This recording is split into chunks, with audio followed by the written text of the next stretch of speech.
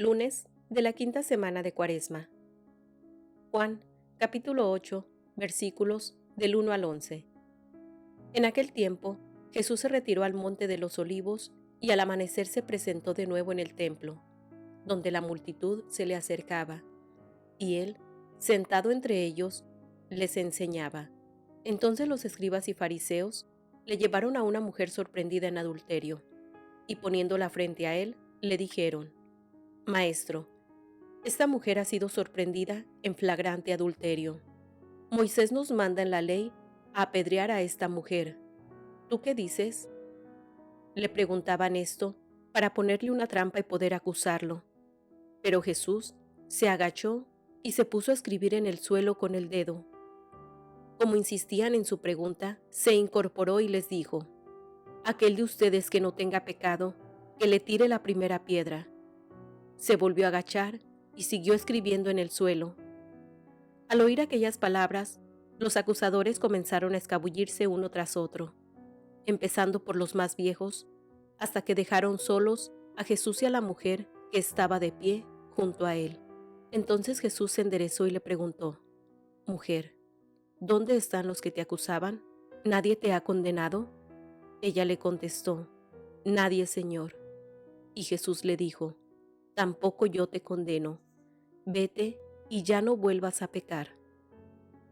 El Evangelio de hoy cuenta la historia de una mujer atrapada cometiendo adulterio.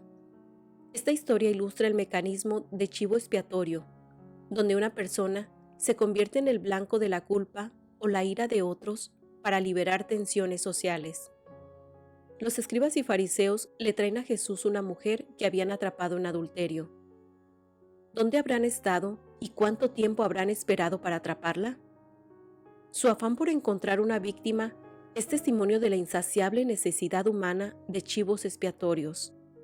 La nueva enseñanza del Evangelio se muestra cuando Jesús se niega a unirse al enojo y a la violencia que se está gestando.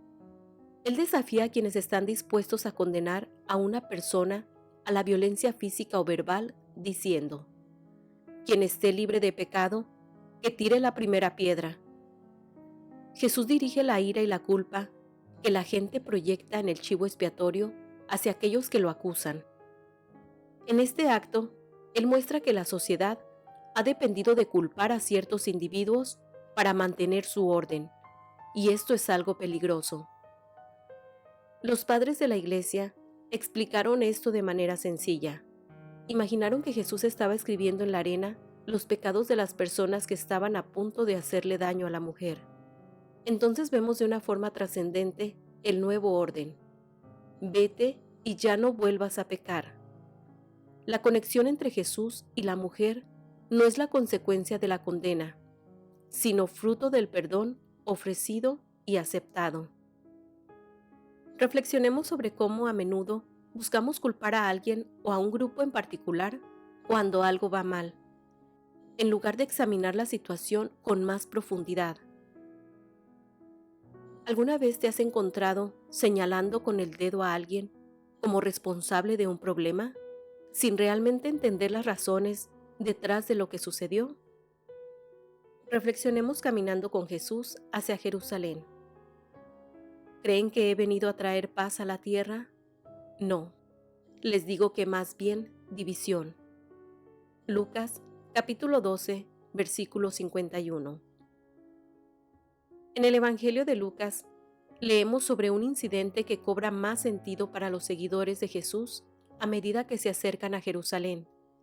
Las multitudes crecían, la tensión aumentaba, y mientras Jesús continuaba su viaje hacia Jerusalén, muchos se inquietaban. Los escribas y fariseos estaban escandalizados y susurraban entre ellos. Los discípulos estaban preocupados. La creciente tensión no era lo que esperaban.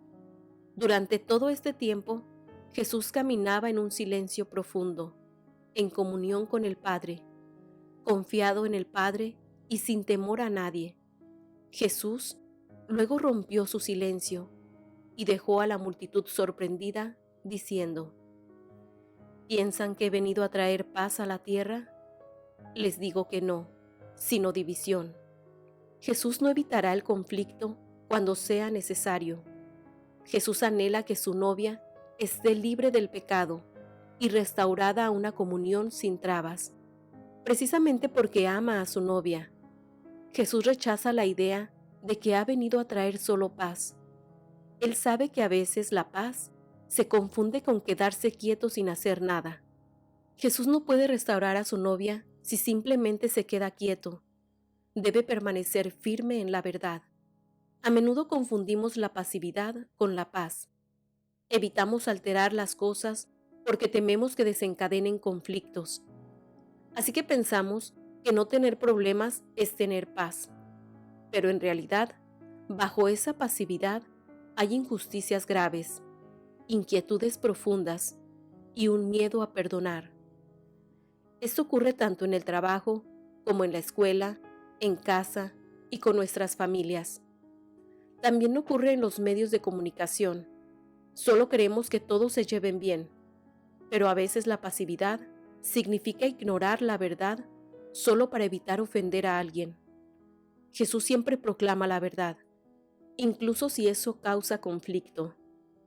Él no puede dejar de hablar la verdad, aunque eso cause división, no porque quiera dividir, sino porque quiere mantener la verdad.